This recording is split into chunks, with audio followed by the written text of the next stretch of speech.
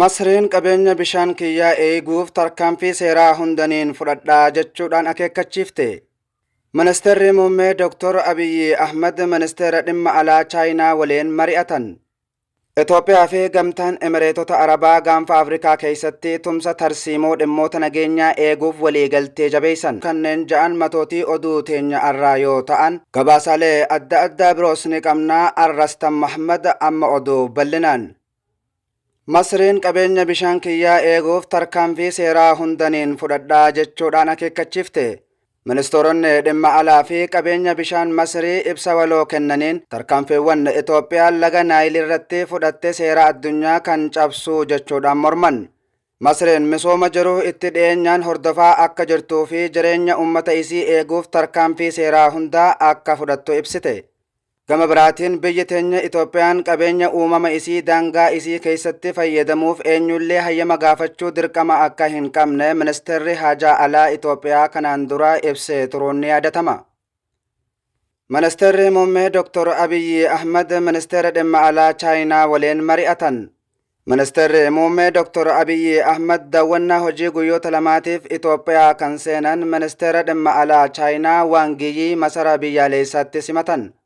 Ibsi waajjira ministeera muummee irraa bahee gaggeessitoonni lamaan kun hariiroo biyyoota lamaanii fi dhimmoota naannoo fedhii waloo qaban irratti ni mari'atu ja'ameeti eeggama. Daawwannaan ministeerri dhimma alaa Chaayinaa Waangiyii muddee 29 hanga ammajjii 4 bara 2018tti taasisan kun qaama daawwannaa biyyoota Afrikaa ta'uu isaa ministeerri dhimma alaa biyyattii beeksise. Ministeerri kun turtii isaanii Finfinneetti taasisaniin sirna baneensa sagantaa hariiroo uummata Chaayinaa fi Afrikaa waajjira muummee gamtaa Afrikaatti gaggeeffamu irratti ni argamu ja'ame. Daawwannaan kun waggaa 36ffaaf walitti aansuun ministeeronni haajaa alaa Chaayinaa jalqaba waggaa kanaa Afrikaa daawwatan kan itti fufe yoo ta'u, xiyyeeffannoon dippiloomaasii Beejiing yeroo dheeraa fi ardii kanarratti qabdu ifatti kan agarsiisu ta'uun ibsame. Oduma wal qabatuun Itoophiyaa fi Chaayinaan sarara baabura Itoophiyaa keessa jiru ol guddisuuf waliigalteerra gahan. Itoophiyaa fi Chaayinaan sarara baabura ibsaa Jibuutii fi Finfinnee ol guddisuu irratti waliigaluu isaanii ministeerri dhimma alaa beeksise. Ministeerri dhimma alaa Dr. Gideon Ximootiyoos daawwannaa hojii Itoophiyaatti taasisaa kan jiran ministeera dhimma alaa Chaayinaa Waangiyii waliin mari'atan.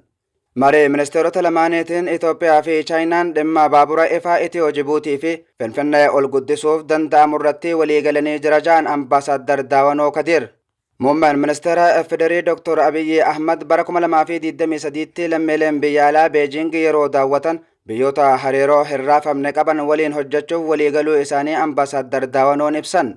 Ministeeronni lamaan siyaasaa fi misooma dabalatee seektaroota birootii waliin hojjechuuf waliigalteerra gahuu isaanii Daayirektarri Jeneraal Ambaasaadder Daawanoo Kadir ibsan.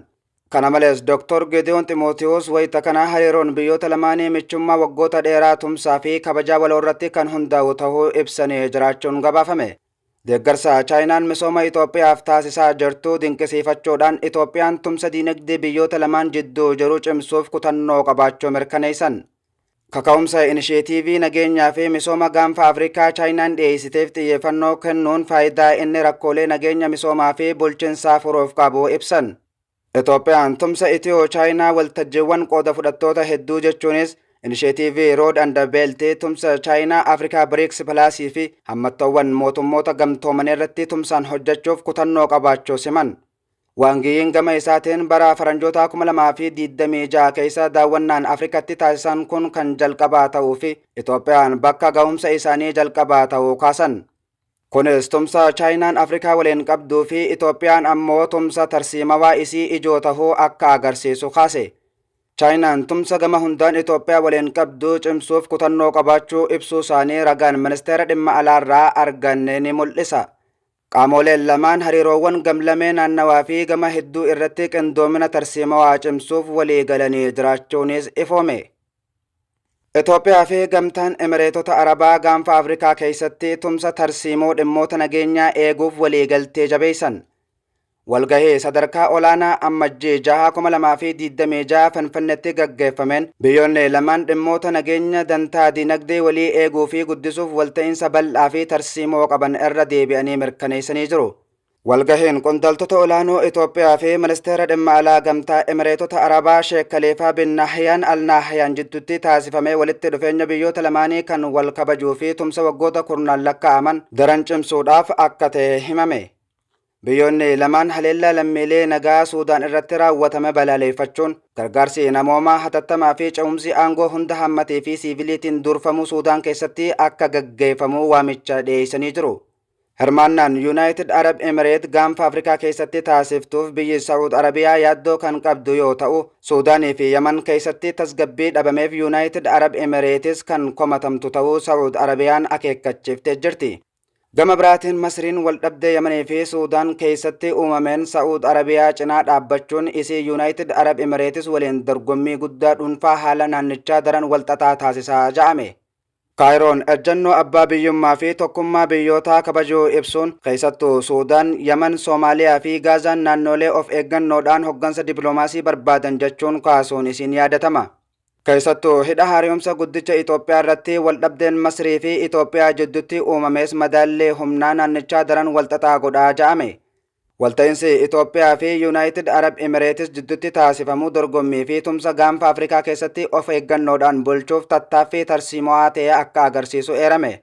Biyyoonni lamaan nageenya naannootiin alatti dursa addunyaa irratti mari'achuun keessattuu Itoophiyaan yaa'ii haala qilleensaa COP32 fi yaa'ii dhaabbata mootummoota gamtoomanii bara 2026 keessummeessuuf qophii taasiftu akkasumas jijjiirama qilleensaa fi furmaata bishaan itti fufinsa qabu irratti waliin hojjechuuf akka mari'atan ragaan fuula barruu ministeera dhimma alaa Itoophiyaa irraa arganne ni mul'isa.